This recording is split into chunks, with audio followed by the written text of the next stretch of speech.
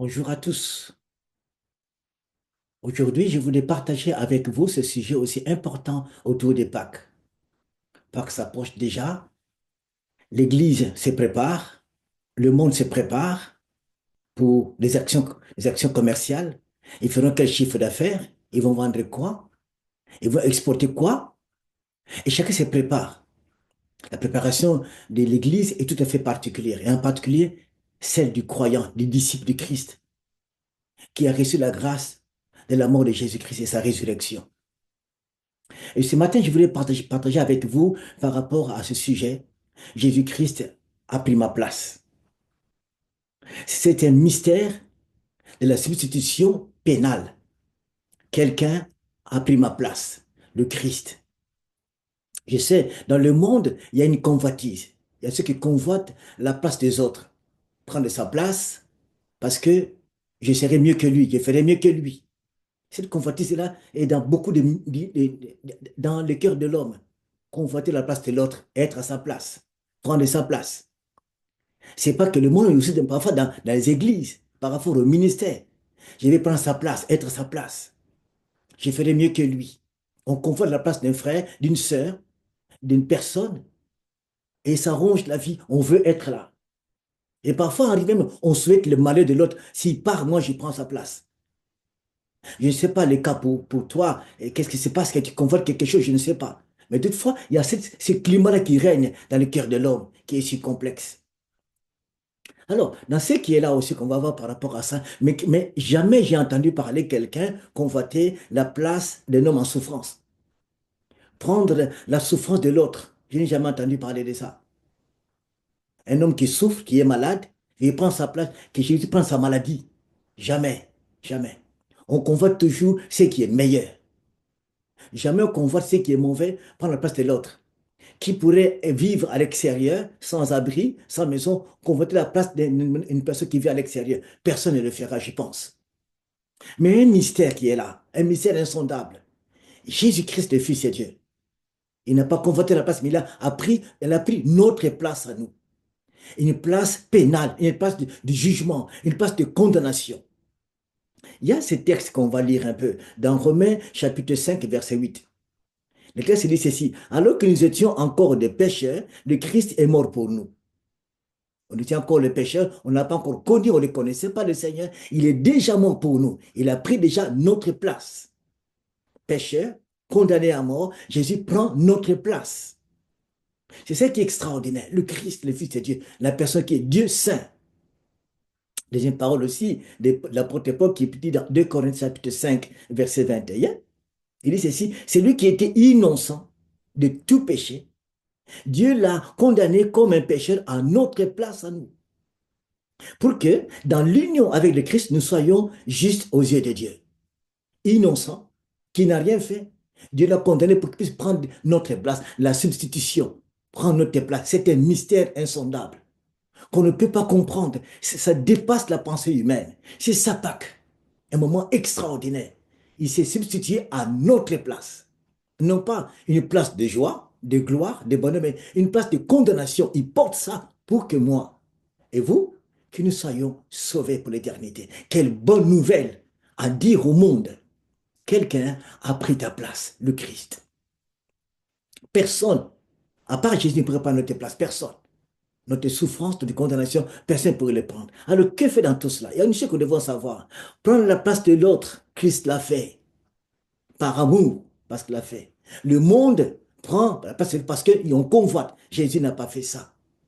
Et c'est particulier la façon de faire de Dieu par rapport à nous. Notre place à nous, loin de Dieu, condamné pour l'éternité. Tous nous avons péché, comme dit Paul dans Romains 3, privés de la gloire de Dieu. Tous pécheurs. Mais ceux qui croiront au Seigneur, ils verront la gloire de Dieu.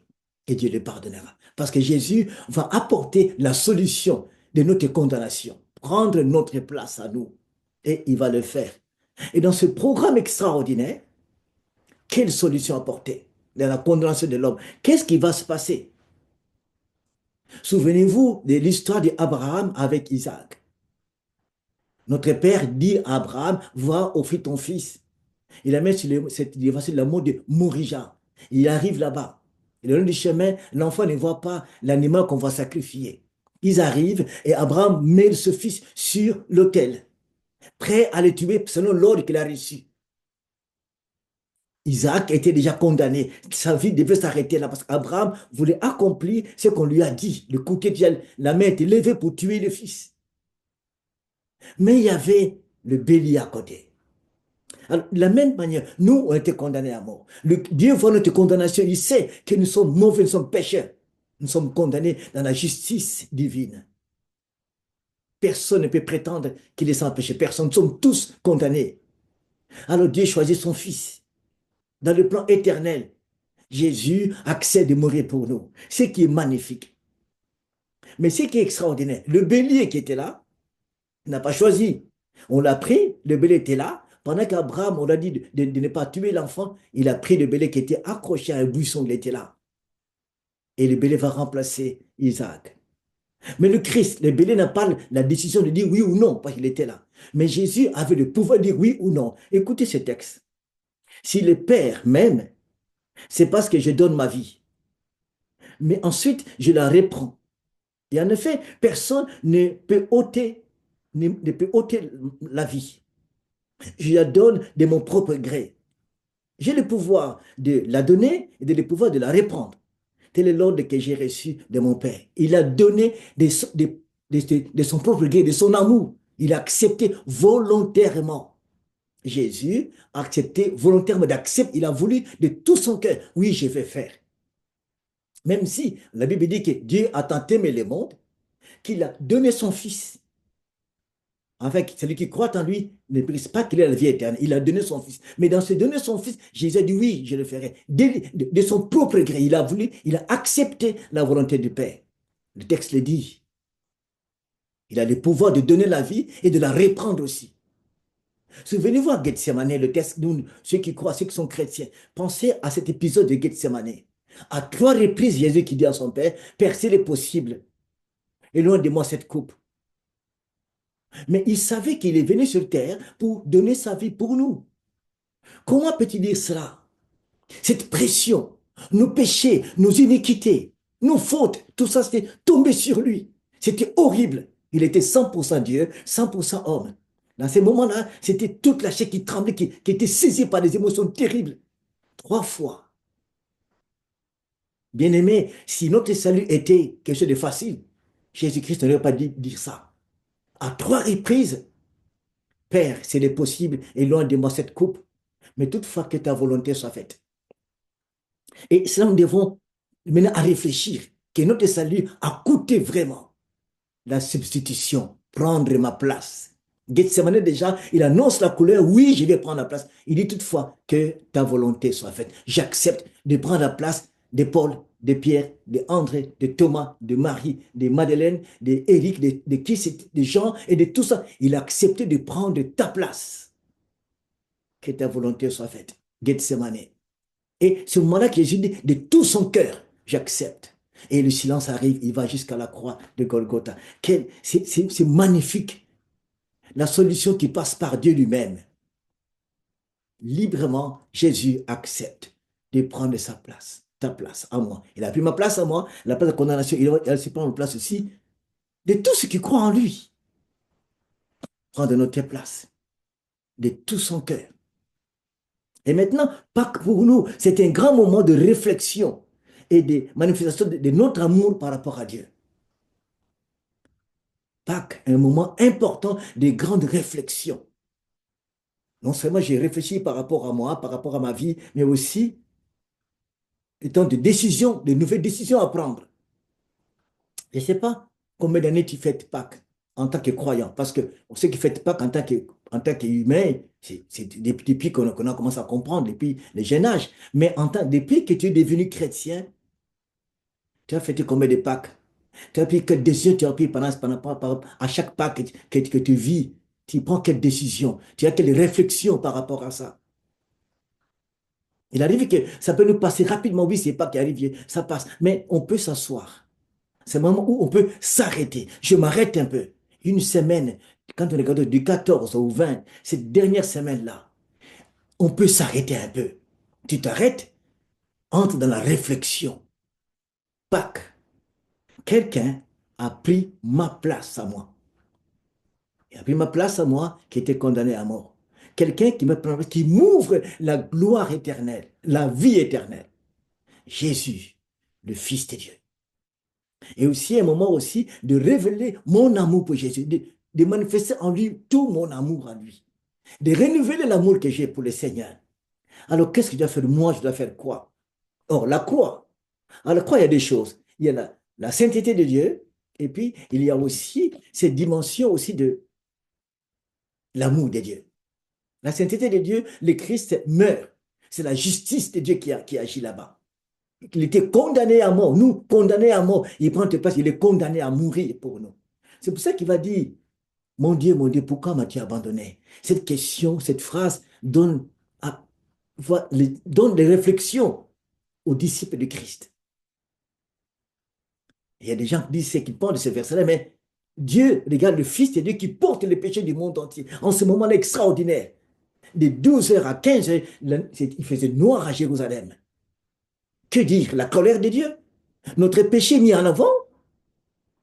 Dieu est amour, vraiment. Et Jésus accepte cela.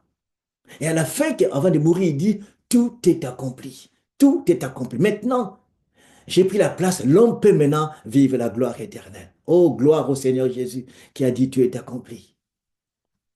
Un cheminement qui est long, difficile, dans la douleur, dans la souffrance qu'il a vécu, mais il arrive au bout. Tout est accompli maintenant. La place, il a pris une place. Maintenant, nous pouvons nous réjouir. La sainteté de Dieu, le Christ passe par le jugement et il a vaincu à la croix. Et l'amour de Dieu, Dieu nous accueille. Ça, c'est la croix.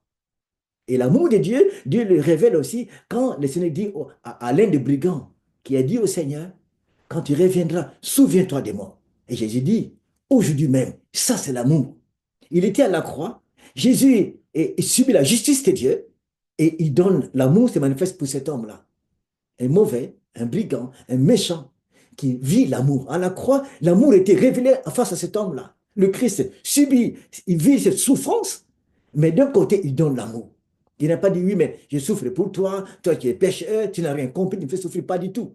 Il sait qu'il est monté à la croix pour la personne, pour l'homme qui croit. Cet homme a bénéficié de premier de l'amour de Dieu à la croix, tout frais, le premier qui bénéficie. Jésus dit, aujourd'hui même, tu seras avec moi dans le paradis. Quelle bonne nouvelle! La croix, c'est ça. La sainteté de Dieu, sa justice et l'amour révélé. Alors, face à cela, maintenant, qu'est-ce que je fais? La reconnaissance. Comment manifester en Dieu ma reconnaissance? Comment la manifester? Chacun peut essayer comment il va manifester l'amour, la reconnaissance au Seigneur. Dire merci, le servir, marcher avec lui, l'écouter. Je vais vous lire un verset dans Proverbes chapitre 21, verset 3. Écoutez ce verset. Un homme croit que tout ce qu'il fait est juste, mais c'est l'Éternel qui apprécie les motivations. Verset 3 maintenant. Lorsqu'un homme fait ce qui est juste et droit, cela fait plaisir à l'Éternel, plus qu'il lui offre des sacrifices.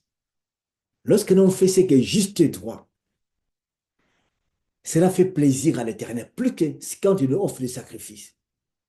Dans cette question de substitution, où Christ a pris ma place, où il y a la sainteté et l'amour de Dieu, ma reconnaissance en tant que disciple de Jésus-Christ n'est pas pour le faire, pour les sacrifices, pour des activités, pour des programmes, pour des ministères, pour être connu, la célébrité, être un leader, un homme célèbre. Ce n'est pas ça.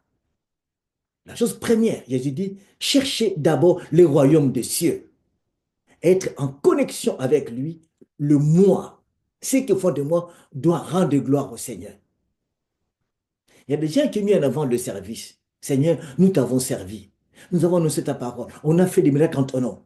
Le faire était mis en avant. Qu'est-ce que Jésus leur avait dit dans les évangiles? Je ne vous ai jamais connu. Parce que vous n'avez pas ce que, mon Dieu, ce que le Père demande. Vous n'avez pas fait la volonté du Père. Parfois, je peux dire ceux qui diront, Seigneur, Seigneur, on a fait ça. On ne peut pas à chaque fois invoquer son nom sans vivre ce qu'il dit de moi, ce que je dois faire. Vivre ce que Dieu a mis en moi. Est-ce qu'il faut offrir des sacrifices? faire des choses pour le Seigneur, des activités, ou travailler le moi. Quand nous travaillons notre homme intérieur, quand nous marchons dans la lumière du Christ, quand nous faisons ce que lui veut, c'est le plus beau sacrifice qu'on peut offrir au Seigneur. Et dans cela, comme le Christ a pris ma place, et l'apôtre Paul dit ceci dans Galates chapitre 20, chapitre 2, verset 20. Si je vis, c'est plus moi qui vis, c'est Christ qui vit à moi. Je vis par la foi à Christ qui s'est livré pour moi. C'est comme si Paul dit, je ne vis plus moi, Paul. La vie que j'ai maintenant, je le vis pour celui qui a pris ma place. C'est très important ce texte-là de Galates chapitre 2, verset 20, que nous devons comprendre et saisir la profondeur. C'est très important. J'ai voulu ça l'intégralité, ce verset-là. C'est tellement important. Galates 2, verset 20. J'ai voulu ce texte-là rapidement. Écoutez ce que l'apôtre dit. Ce n'est plus moi qui vis, c'est le Christ qui vit en moi. Ma vie en tant qu'homme, je la vis maintenant dans la foi au Fils de Dieu, qui, par amour pour moi, s'est livré à la mort à ma place. Qui, par amour pour moi, s'est livré à la mort à ma place. Alors je ne vis plus. Je vis pour lui. Cette dimension de dire que je ne vis plus, est-ce que tu le fais? Est-ce que tu le vis? Moi, je ne vis plus. Mes décisions, mes projets, tout ce que je dois faire, ce que j'ai, tout, je le vis pour le Seigneur. Je ne vis plus parce que je devais mourir. Il a pris ma place. Ça, c'est extraordinaire. C'est comme si rendre gloire à Dieu, le mot ne suffit pas pour dire merci à Jésus. C'est qu'il a fait. Il n'y a pas un mot. Il ne sait pas, mais on sait quel mot peut, quelle parole peut être à la hauteur de son sacrifice. Il n'y en a pas. Mais le fait de le laisser vivre en moi, que je vive en lui, pour lui et par lui, c'est ça qu'il attend de nous. C'est dire que voilà, merci Seigneur. Dire merci à Jésus, tu es mort pour moi, ne suffit pas. Mais la vivre au fond de moi, cette vie avec lui, c'est magnifique. Et Paul dit, c'est lui qui est mort à ma place. Pâques est là. Dans ton église, dans ta communauté, là où tu es, c'est Pâques. Comment vas-tu l'aborder? Pâques 2025. Quelles sont tes idées, tes pensées? Les entreprises ont l'objectif, faire des chiffres d'affaires, vendre beaucoup, beaucoup de produits. Ils ont un but. Mais toi, en tant qu'enfant de Dieu, quel est ton but pour 2025? Qu'est-ce que tu attends? Qu'est-ce que tu vas dire au Seigneur? Qu'est-ce que tu vas faire? Réfléchissons un peu par rapport à ça.